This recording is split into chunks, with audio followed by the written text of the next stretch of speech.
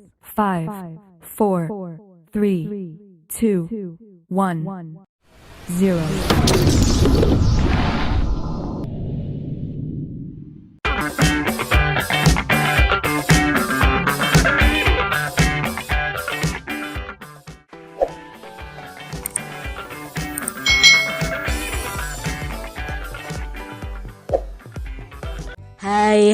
Hai. Selamat datang di channel YouTube Kak Citra. Apa kabar adik-adik semuanya? Apakah kalian siap belajar hari ini bersama dengan Kak Citra? Hari ini kita akan belajar bersama-sama di mata pelajaran tematik kelas 3. Kita belajar di tema 5, masih tentang cuaca ya. Subtema 3, pengaruh perubahan cuaca terhadap kehidupan manusia, pembelajaran yang kedua. Mari adik-adik kita belajar dengan penuh semangat ya. Perhatikan gambar berikut ini adik-adik. Dayu menceritakan banyak hal. Tak hanya bercerita tentang kondisi pengungsi, Komang juga bercerita keadaan kebun dan ladang petani. Kebun dan ladang mulai rusak, terkena cuaca panas akibat abu vulkanik. Abu vulkanik ini berasal dari letusan gunung. Abu vulkanik membuat tanaman tidak bisa hidup. Siti mengajak teman-teman berdiskusi. Tanaman apa yang tepat ditanam pada daerah dan musim tertentu. Diskusi dimulai dengan mendata asal daerah dengan tanaman khasnya. Adik-adik kalian perhatikan gambar ini ya. Ini adalah gambar gunung yang meletus. Nah, gunung yang meletus itu akan mengeluarkan lahar adik-adik, lahar panas. Lalu ada juga material-material debu yang akan menjadi awan panas. Lalu nanti akan bisa menjadi abu vulkanik adik-adik. Nah, abu vulkanik ini membuat tanaman, hewan itu bisa mati adik-adik. Jadi kita tidak boleh berada di dekat gunung yang meletus. Jadi biasanya kalau ada gunung meletus itu kebanyakan warganya harus mengungsi. Nah, di sini Siti dan teman-temannya akan mendata asal daerah dengan tanaman khasnya. Tanaman apa yang banyak tumbuh di daerahmu, Edo? Tanya Siti. Di Papua banyak pohon sagu. Kalau di daerahmu tanaman apa yang tumbuh subur, Siti? Di Sumatera Barat, daerah asalku, padi tumbuh dengan subur, kata Siti. Aku akan bawakan papeda untuk kalian. Papeda makanan khas Papua yang terbuat dari sagu. Adik-adik, kita bisa mencari informasi tanaman yang tumbuh di daerah-daerah yang ada di Indonesia adik-adik. Nah, di sini kalian bisa menuliskan dalam bentuk tabel seperti ini. Asal daerah, lalu nama tanamannya apa yang tumbuh subur. Contoh dari Kak Citra nih adik-adik, ada beberapa tanaman yang berasal dari beberapa daerah di Indonesia. Nah, yang pertama ini namanya adalah pohon sapu tangan. Ini berasal dari Riau. Lalu ini ada yang namanya pinang merah. Nah, ini berasal dari Jambi. Tanaman berikutnya ada bunga puspa. Ini berasal dari Bangka Belitung. Dan ini ada pohon nyamplung ya. Pohon nyamplung ini tumbuh subur di daerah Jawa Timur. Selanjutnya ada tanaman pohon waru. Nah, ini berasal dari Bengkulu adik-adik. Ini namanya adalah cempaka kuning, tumbuh subur di daerah Aceh. Berikutnya ada pohon damar. Nah, pohon damar ini banyak dijumpai di Sumatera Utara. Ini namanya adalah pohon kayu manis. Biasanya kayu manis ini dibuat untuk bumbu ya adik-adik ya. Dan biasanya banyak ditemui di Sumatera Barat. Sedangkan pohon ini namanya pohon duku. Ini berasal dari Sumatera Selatan. Dan ini hampir mirip ya dengan pohon duku, tetapi ini namanya adalah pohon kepel ya. Nah, ini berasal dari Jawa Tengah. Adik-adik senang ya memiliki teman dari berbagai daerah. Kekayaan daerah juga memberikan kekayaan hayati bagi kita. Berbagai hasil bumi dari tiap daerah dapat kita nikmati. Rencanakanlah acara makan bersama dengan teman-teman kalian adik-adik. Masing-masing bisa membawa makanan khas daerahnya. Lalu kalian bisa saling berbagi dan mencicipi. Hal ini akan membuat lidahmu makin kaya akan rasa dari makanan yang ada di Indonesia. Nah, di sini hari makan bersama pun tiba. Setiap anak sudah membawa makanan khas daerahnya. Edo membawa makanan pokok berupa papeda. Siti membawa makanan pokok berupa nasi. Teman-teman lain membawa lauk pautnya. Beni dari Manado membawa ikan dengan sambal dabu-dabu. Dayu membawa sate lilit khas Bali. Lani membawa capcay masakan khas keluarganya. Mereka duduk membuat lingkaran. Makanan yang mereka bawa diletakkan di tengah. Mereka bersama makan ya adik-adik ya. Sungguh sangat menyenangkan bisa makan bersama dengan teman-teman. Acara makan bersama telah dilakukan Beni. Nah, Beni meminta teman-teman mendengarkannya. Ia akan membacakan surat yang dikirim oleh Udin. Karena Udin sudah 3 hari tidak sekolah adik-adik. Ia menjenguk neneknya yang sedang sakit. Ini adalah surat dari Udin. Halo Beni, apa kabar? Aku sedang berada di Lembang, Bandung. Kami sekeluarga menjenguk nenek yang sedang sakit. Rumah nenek dikelilingi kebun sayur mayur yang luas.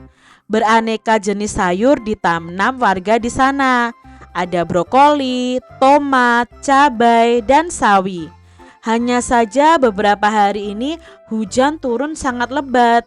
Banyak sayur yang tidak bisa dipanen. Kasihan para petani, mereka mengalami gagal panen. Sudah dulu ya Beni, aku akan segera kembali jika keadaan nenek membaik. Salam untuk teman-teman di sekolah. Dari Udin sahabatmu. Ini adalah surat yang dikirim Udin kepada Beni.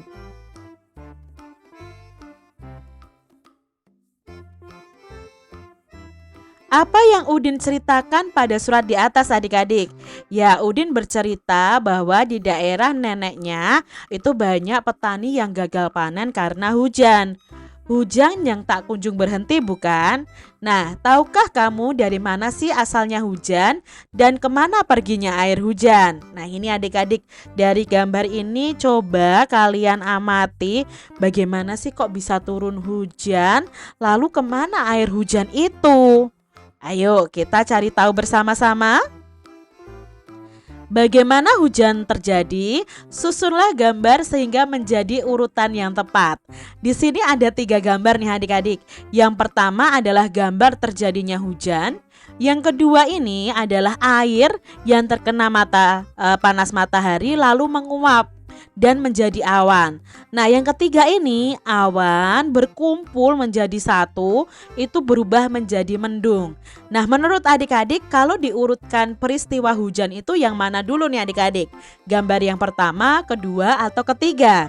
Ya bagus, gambar yang kedua dulu ya adik-adik ya. Di sini airnya menguap menjadi awan ya, naik ke atas menjadi awan. Lalu setelah itu gambar yang mana adik-adik? Ya, awan semuanya akan berkumpul menjadi mendung ya, menjadi awan yang kelabu, gambar yang ketiga. Setelah itu, awan ini akan menjadi titik-titik air dan turunlah hujan. Inilah yang disebut dengan siklus hujan atau siklus air. Apakah kegiatanmu berubah adik-adik saat terjadi perubahan cuaca? Bagaimana pengaruh cuaca terhadap kehidupan manusia? Tentunya sangat berpengaruh sekali terhadap kehidupan manusia. Nah sekarang kita akan pelajari lebih lanjut tentang terjadinya hujan adik-adik. Nah bagaimana sih proses terjadinya hujan? proses terjadinya hujan itu berawal dari ini. Terjadinya hujan dimulai dari proses yang namanya evaporasi yang disebabkan oleh sinar matahari. Evaporasi itu apa Kak Citra? Evaporasi itu adalah air yang terdapat di sungai, laut atau sumber lainnya, danau dan sebagainya itu mengalami penguapan karena panas matahari. Nah, ketika air itu menguap, maka air itu akan naik ke atas adik-adik berupa uap air. Selanjutnya yang terjadi adalah proses yang namanya di sini kondensasi. Nah, kondensasi ini akan terjadi akibat hasil dari uap yang sudah naik tadi.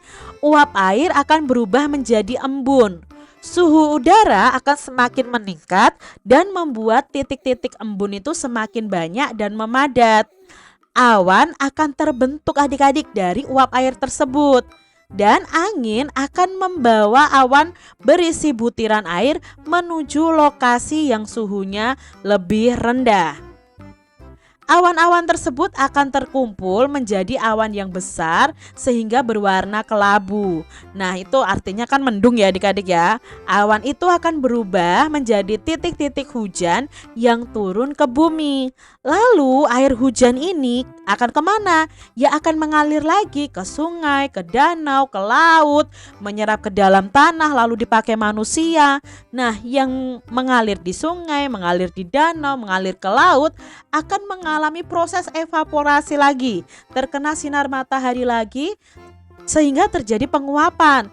Lalu terjadi kondensasi lagi, begitu seterusnya.